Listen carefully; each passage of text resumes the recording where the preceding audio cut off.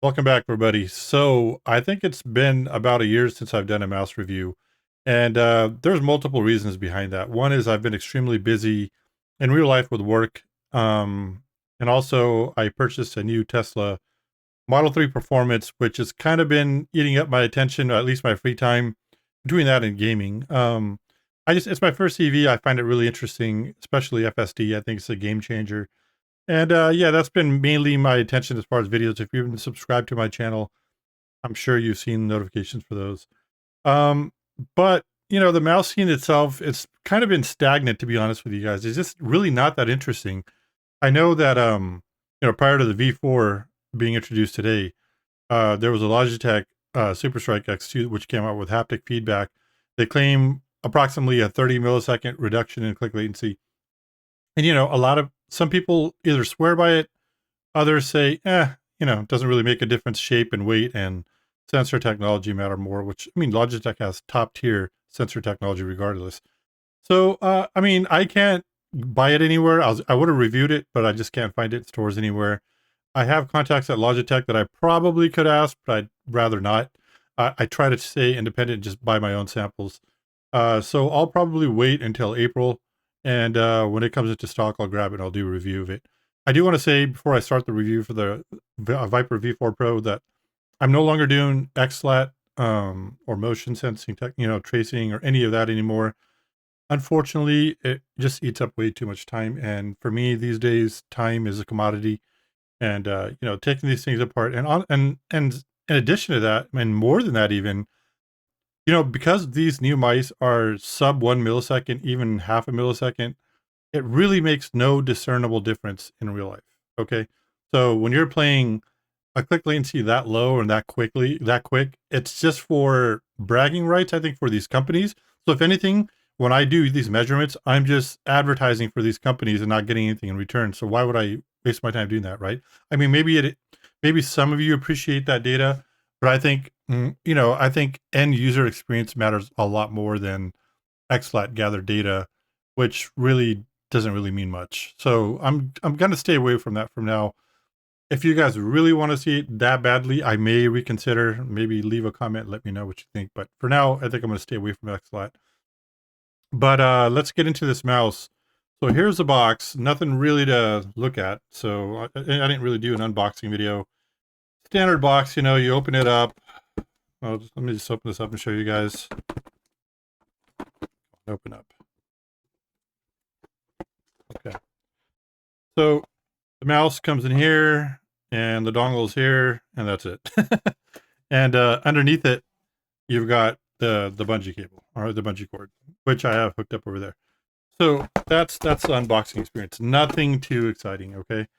Now, as far as the mouse goes, this and the Viper V3 are identical shape-wise, material-wise. So I want to talk about build quality. Now, there's really not much to talk about between the 3 and the 4. I would say they're nearly identical. So the shape is the same. The soft touch is the same.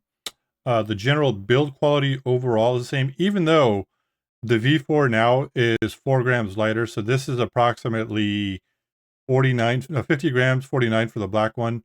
This was 54, the Viper V3 Pro. Now, if I squeeze these from the side, but if I squeeze really, really hard, I'm talking like pounds of pressure, you can kind of hear that clicking, right? You hear it? Okay, that's like squeezing really hard. That's a 3. The 4 doesn't have that at all, with the same pressure, okay?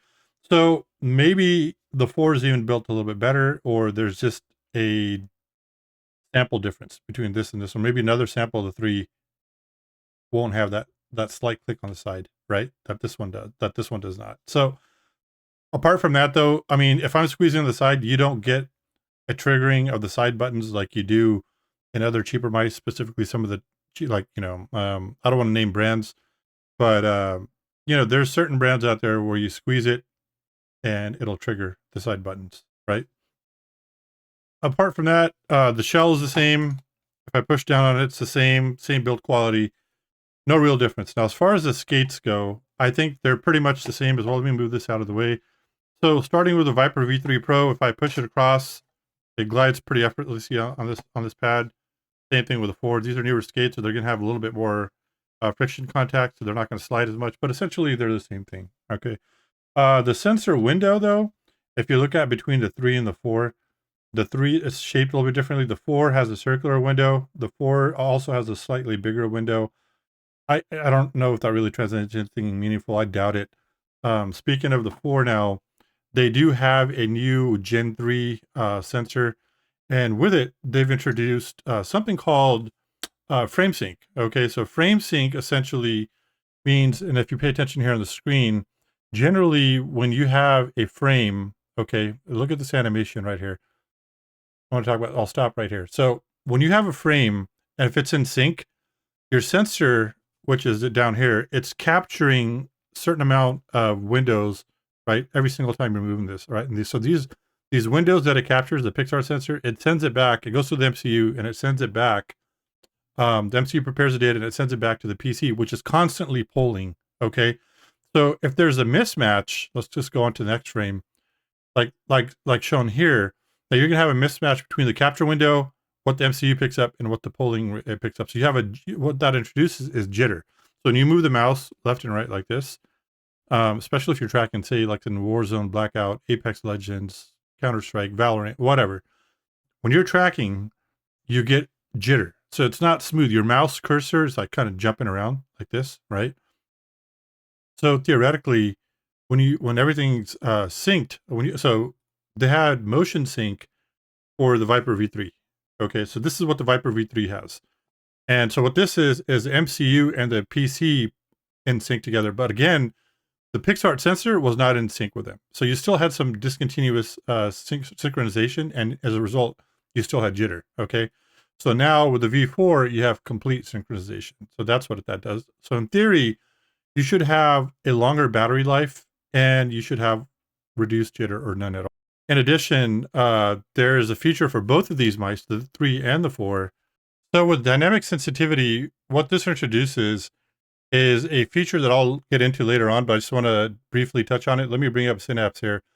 So you go over here and you have something called dynamic sensitivity. Essentially what this lets you do is you take an input when you're moving the mouse. Let's say you're moving horizontally, right?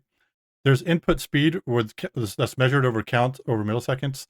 And as you move it, it'll jump up the faster you move it, right? So if you move it like slightly faster, when you're tracking, let's say, a target on screen, the ratio of outputs to inputs increases, so you get a sudden jump, right? So it's such your DPI jump, essentially, and it'll jump up with a curve-like jump right here. So you can set different curves. So you got a classic curve that's linear all the way across, and then you have a more natural curve. So this will jump more fat. This will jump quicker than, say, this one will. So here you have more of a buffer room before it jumps up to a higher DPI.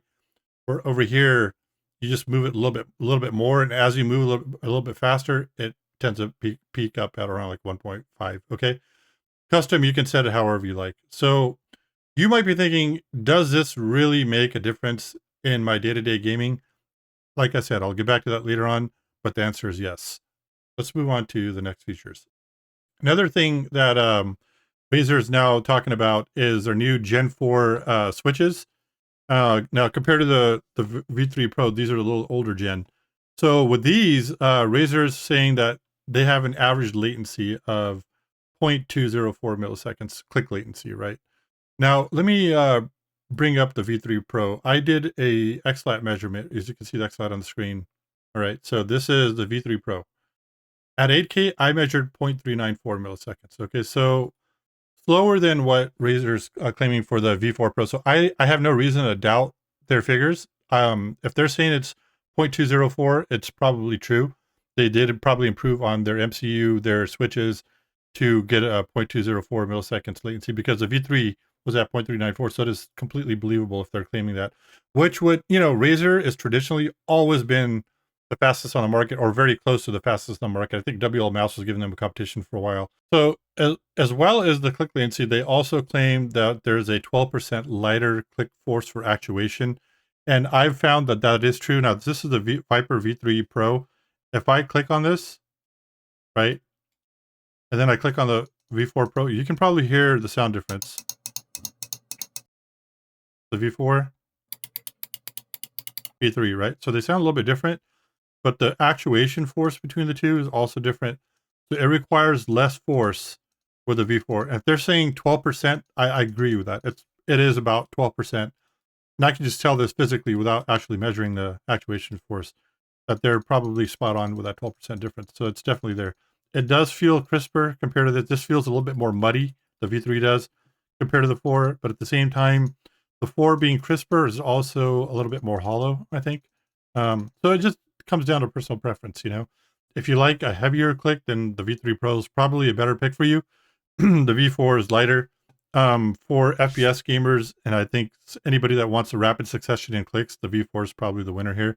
I'm sure Razer's looked into the market. They've had plenty of feedback from their pros that have probably told them they wanted a lighter click, so that's what they came with. I will say though, based on grip style though, and how heavy your hand is, how big it is. So for example, I have a fairly large hand. I mean, look at this. I can grip this like it's nothing, right? Like a baby's toy. So if I was playing Palm, right, I was moving this around. Watch, just the weight of my fingers actuates these, right? So now here's the V3 Pro. I'm not actuating. Same weight. Okay. Let's do this again one more time. That 12% and the lighter click leads to actuation when you're moving around with palm grip. Okay, so just keep that in mind. If you have a big heavy hand like mine, you're going to actuate these accidentally. I play with a hybrid fingertip claw style, so for me, it's never going to actuate. So I'll probably end up benefiting from the lighter actuation with this because I do prefer this. I want a faster actuation, lighter one. So for me, this is perfect. For you, it may not necessarily be. Scroll wheel. Now that's something new that's they're introducing. This is now an optical scroll wheel for the V4. Okay. Now let's just look at this real quick. You see how this has long serrated edges, and this one right here, the V3, they're more like straight dots. So they feel a little bit different. Okay, on the scroll wheel when you put your hand on there or your finger on there.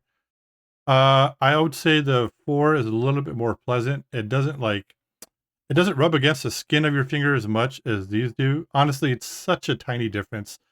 But apparently Razer thought about it. But I will say, I've noticed in my experience anyway, mice that do have long serrated edges like this tend to pick up dirt from your finger or dead skin more than this one does, because these dots don't really pick up skin because the grooves there don't really, I don't know, they just don't really pick up dirt and dead skin like a groove, like a serrated groove like this would. Okay, so just keep that in mind. See, like if you look at the Maya X, you can probably see. I mean, I keep my mice pretty clean, but like there's grooves here.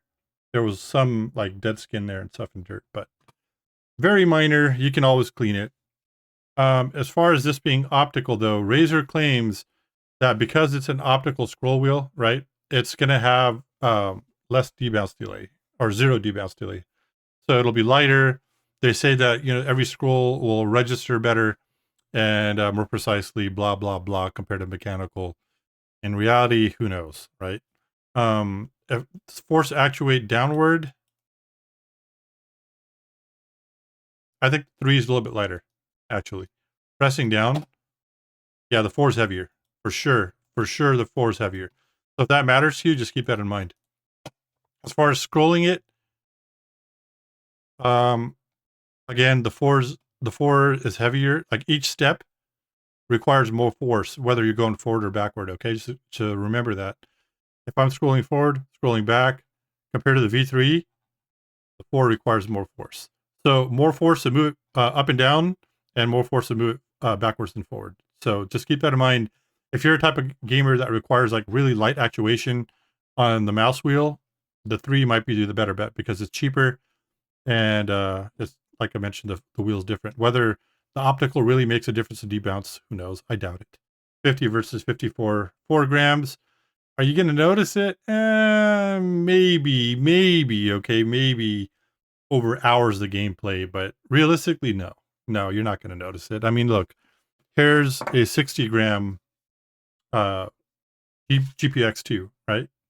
So 60, let's go in order. 60, 54, 50.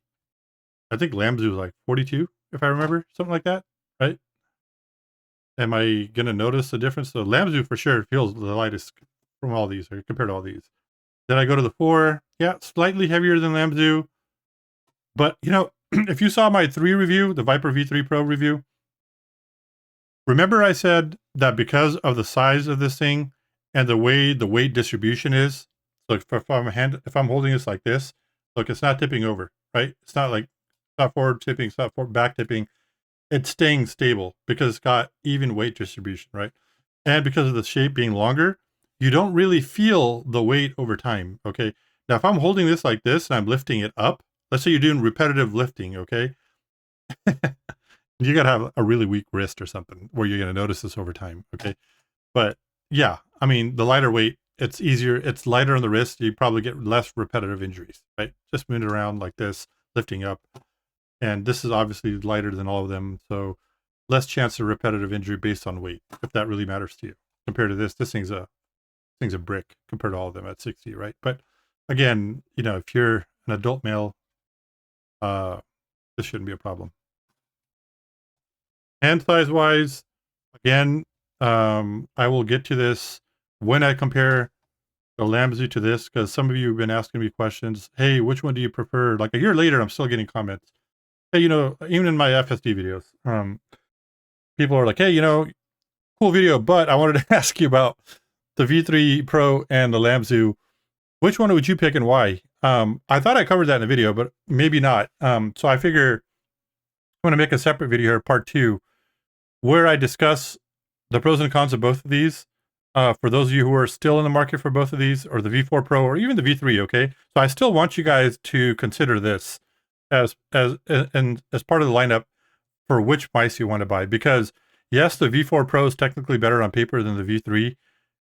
Realistically, does it really translate to that much better? I mean, based on my experience so far, yes, it's a little bit better. Do I notice less jitter when I'm tracking? Yeah, probably, because of the synchronization. I do notice a little bit, but I'm very picky. You know, if you're hyper competitive, you'll probably notice it and you'll probably want to pony up the money for this, right? But if you're just a casual dude that, you know, in your 40s like I am, and you come back from work and you just want to chill and have a beer and play some games, honestly, any of these mice will do. Any of them. You're not going to notice a difference in click latency. Not going to notice, even if I had the GPX X2, right? You still wouldn't notice a difference with the haptic feedback. You would still be looking at shape. You'd be looking at weight, and those would be your 2 primary things, and weight distribution. Okay, which is a lot of people don't talk about that weight distribution. You don't want to mouse. Look at this one, right? Front heavy. And the reason this is front heavy, let me be fair to Logitech, is I took out this part of it, right? The wireless charging, I removed it. Because I did that, it changed the weight of the mouse. It reduced the weight, but it also made it more front heavy. Like, you see how it kind of leans like that? So when you're playing for an extended amount of time, this will cause you more fatigue, even though I lightened it because it's more front heavy. I think I lost the electronics that I took out anyway, so whatever. It's gone. I don't even know if I still have the puck anymore. But yeah. So distribution makes a big difference. These mice right here are perfectly balanced, right? So 4-gram difference between these, you're not going to notice. This being 12 grams lighter than this one, yes, you do notice it. Does it matter over time? Yes, it does. Is your hand smaller than mine? If it is, I mean, I've got it. Look at this. Okay, this gives you an idea of how big my hand is. If you look back on my previous videos, I had my hand measurement. To be honest with you guys, I don't have it memorized anymore. That's why I'm not talking about it in the video. It was 23 by 10 or something like that centimeters. I don't remember the exact amount. Go back to my older videos. I'll link it in the description. I have it there. But you know, if you're a fingertip or a claw gamer and you want something light, dude, the Lamzu is just so hard to beat. It just feels so good. But there is a caveat. All right, let's get into Synapse and I'll talk about the caveat. So let's talk about software for Razer right now. It recognizes my mouse. I got 50% battery. But we'll start here. Macros. I don't think I really need to talk about this. You set a button. You can set a keyboard function. You can set a launch command. You can set whatever on a mouse, anywhere on the mouse, and it'll run it. And you can link your mouse to each game, create a separate profile for them. So separate DPI to separate macros. That's kind of nice. Okay. You can set your settings. Yeah, there's just so much bloat here with, Chroma RGB and all this other garbage that they want to install. You go here now, you're getting to the mouse itself. Obviously, you can customize these buttons for whatever you want, right? So you can set a mouse button 4 to different sensitivity, macro, profile, whatever. You can you can set it as your hypershift key, whatever you want. Okay, there's tons of options. Now, as far as the puck goes, that's something new. It has 3 LEDs in the front. LED 1, you can set it to whatever you want. You can either have it off, battery level, connection quality, polling rate, or DPI stage. Same thing with this and this. Okay, so there's no difference. Default is connection, battery, and polling. Moving over to performance, by default, it's this. So you have 5 stages with different DPI. Personally, I think it's not useful. Nobody's good, because you're not going to flip the mouse over, hit a button, and then switch to a different DPI. It's not really worth it, right? Unless you do it in profile, which you can do through different, gaming profiles, then you can. But apart from that, I think it's useless. I just set one sensitivity stage, and I tend to set my Y higher than my X at 2000 versus 1600. There's a good reason for that. Again, I will talk about it in the Viper V3 Pro versus Lamzu video. You can also set your sensitivity mattress. So if you're coming from a different mouse, say like you're coming from Logitech to this, you can calibrate it so you can switch over to the Razer without any effort.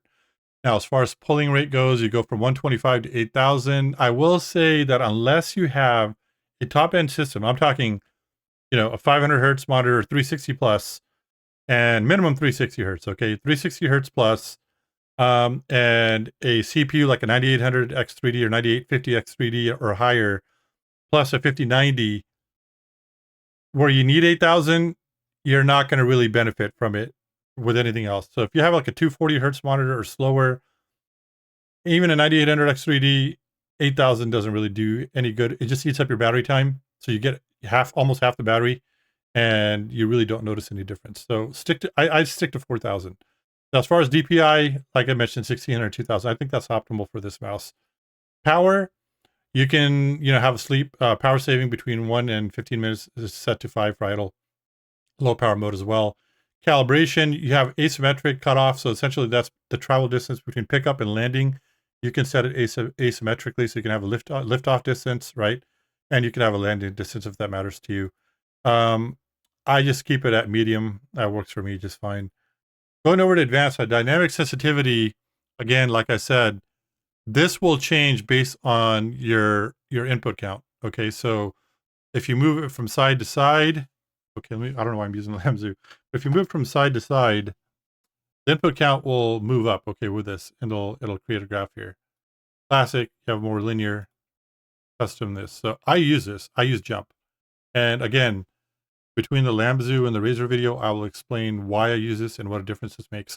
I will say though, if you want to buy the Lamzu, or if you already have the Lamzu and you want this functionality, there are third-party programs that you can use. Raw Excel being the one that I think most people use. With Raw Excel, you can actually do a lot more than this software does as far as customization, a lot more.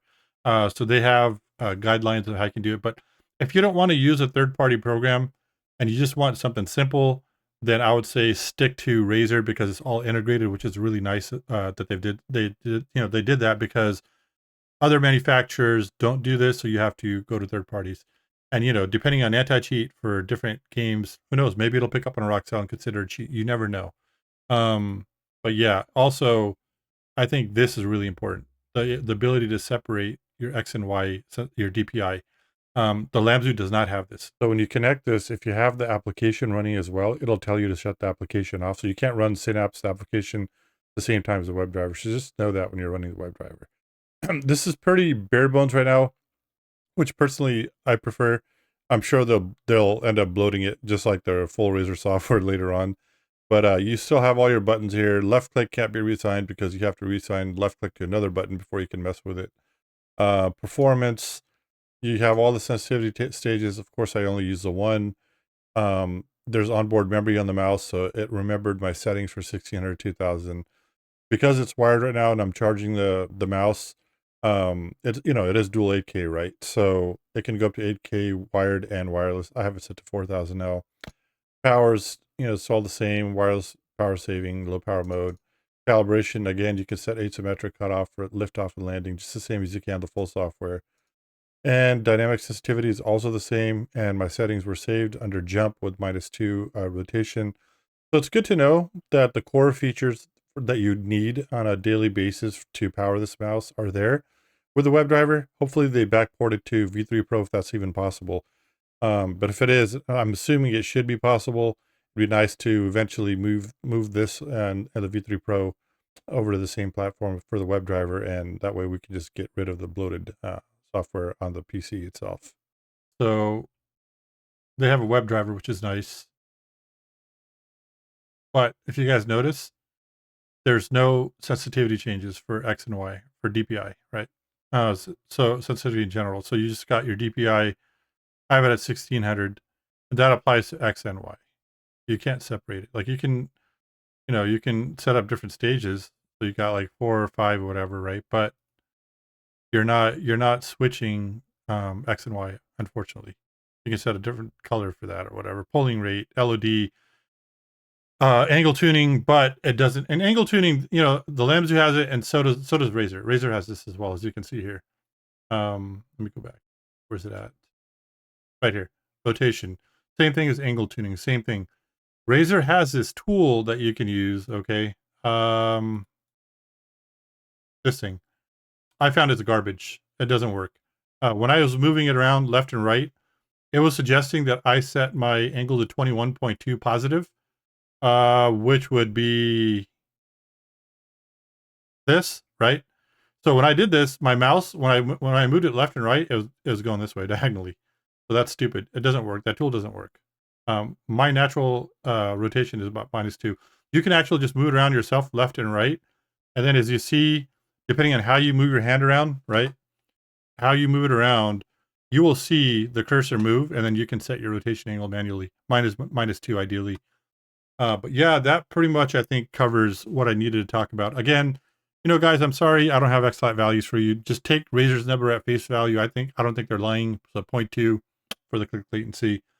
I'm going to leave you guys here with some gaming clips. And I am going to create a part 2, okay, where I discuss the Lamzu versus the Maya, because I think that's really important. They're both fantastic mice. They both were my daily drivers. I'll say Lamzu was my primary daily driver. I've moved over to Razer now, the Razer V4 Pro from the V3 Pro. Honestly, the difference between these two is not very much. If you're trying to save money, this is on sale for I think like 129 or so, compared to 159 for this. God. And also they have the SE version that's locked at 1000 hertz for I think like $70. So if you want to save even more money and you're on a budget, you can get that. So regardless, all of these mice are excellent. You can't go wrong with any of them. If you're in the market for a top-end mouse, you're a hyper-competitive gamer, you gotta have the best of the best. You want a 12% lighter actuation, go for the 4. Got a newer sensor, newer switches. The dongle's a little bit nicer, it's got those 3 lights on there if you really care about that. And obviously there's the Logitech Super Strike that you have to consider with the haptic. The haptic is also quieter. I don't have the sample on hand, so unfortunately I can't talk about that right now. That'll have to wait until next month sometime. But anyway, I think that'll conclude the video here. I'll leave you guys with some gaming clips with this mouse, and I'll see you next time. Take care.